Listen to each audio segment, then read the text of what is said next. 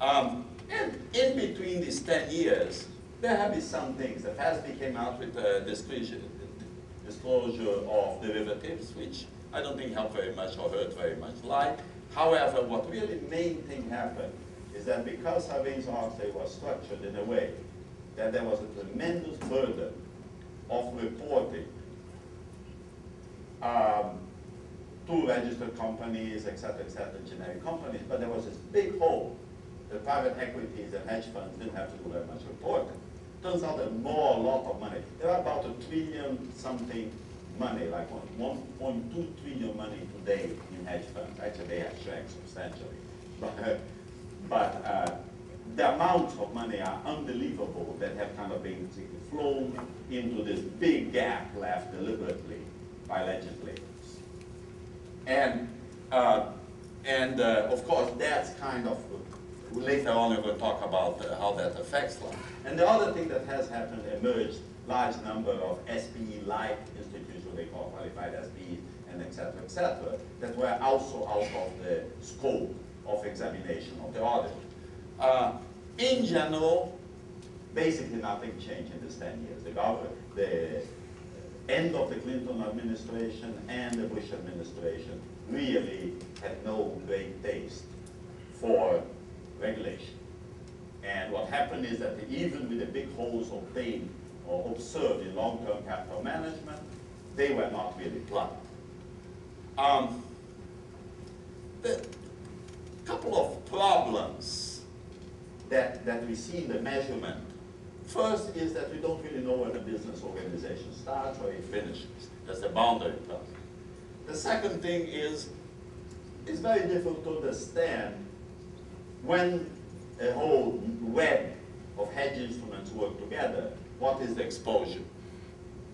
The third thing is that with the derivative world, you pass risk along.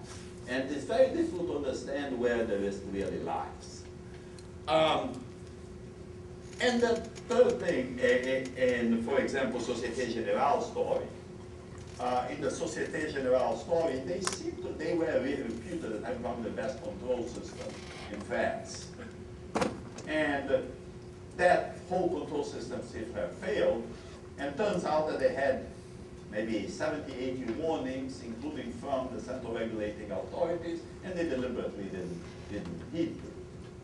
So it's not only having controls, have to have a kind of structural governance around it. Now this is kind of the core point here that I changed it substantially, and I talk about 6 waves. And I find this is a very scary story. And we all know the subprime story. Basically is that we have separated the person who gives the loans from the person who sells the loans. And so there was not really tremendous motivation to provide tightly controlled type of loans. And we created, based on those trenches of the loans, a whole set of derivative instruments. Now, just question, just to have a little bit of a dialogue here. When was it obvious to you that we are going to have a subprime crisis?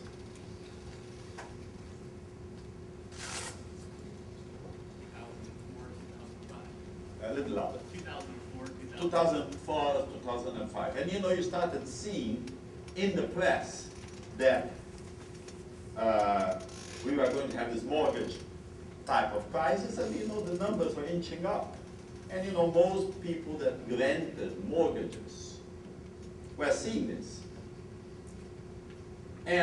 But the problem is that a lot of our auditing procedures are backward looking. They didn't do a lot of perspective saying, if this continues, what's going to happen? And by the way, they could easily have looked at the portfolio of mortgages they have, classify them in risk categories, and make a prediction.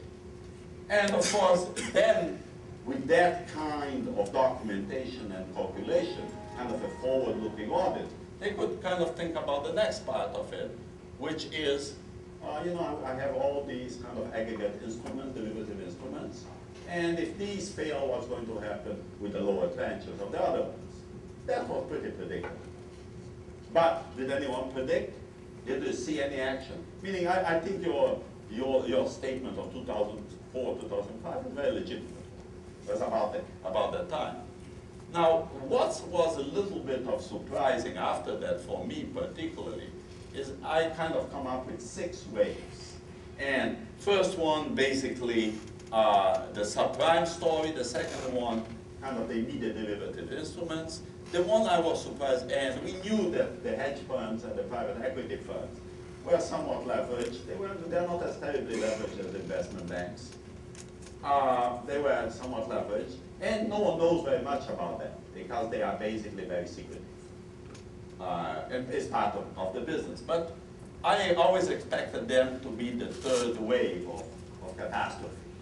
And it actually hasn't been. They are kind of a little bit later on the stage. Now, this was a big surprise. This is another kind of area.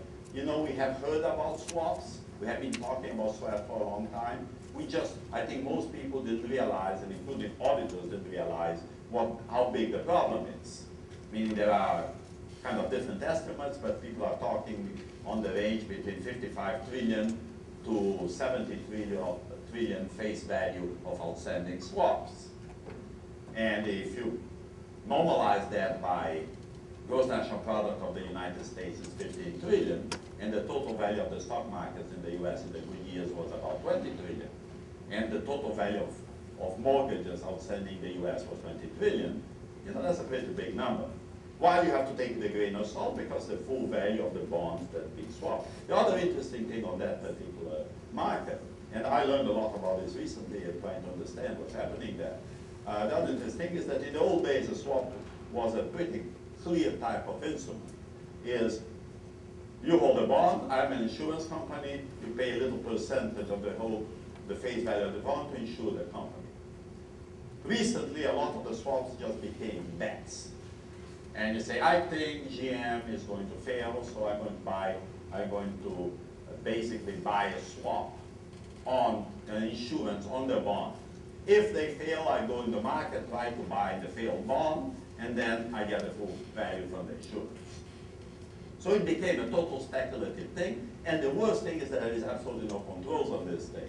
And in order to buy a swap, you basically go into a list of emails, find the name of the company, and buy the stock. And then sometimes the swaps are passed along in derivative format. So maybe one particular bond of IBM or of GM will have swap and swap of swap and swap of swap. And it turns out that when you pass these risks along, documentation is not very correct, it's not very easy to determine. And what's happening now is when these companies started failing, is no one knows who really has the liability. And by the way, all the documents on the swaps are not standardized. So basically, this is going to be heaven for lawyers for many years to come. And you know, it's already started with the Lehman Brothers type of problem. And this is a very serious problem. And actually what happened is that the swaps kind of show their ugly face before even the hedge funds and the private equities. Now, we started seeing in this particular quarter very strong US recession. And basically we had Farooq Mandana, who's one of our economists here in the Rutgers, talk about this. And he says that basically the economy responds with a 0.7 factor to purchases by the public. So if the purchases go down very rapidly, the gross national product goes down, is a very ugly effect. And that's what we are starting to see. And consequently, we are going to have this very large, you know, a lot of the titles are being held internationally. The economies are very intertwined. And you know, this is the whole nice, at least you can rationalize how these things happen. The problem is that the thing that was totally unexpected, at least for me, and maybe some other people predicted this, is this intermediate markets, you know, like short-term paper, etc. Total collapse of credit in this market. This I didn't expect to happen. And what catalyzed this, what made this kind of move even faster, was basically letting Lehman Brothers fail. You know, it was kind of interesting political movement there, Lehman Brothers failure. Here it is, you protect AIG, you get a purchase of a couple of the other investment banks, you let a couple of them become holding companies so you can lend money to them, and then you let Lehman Brothers fail.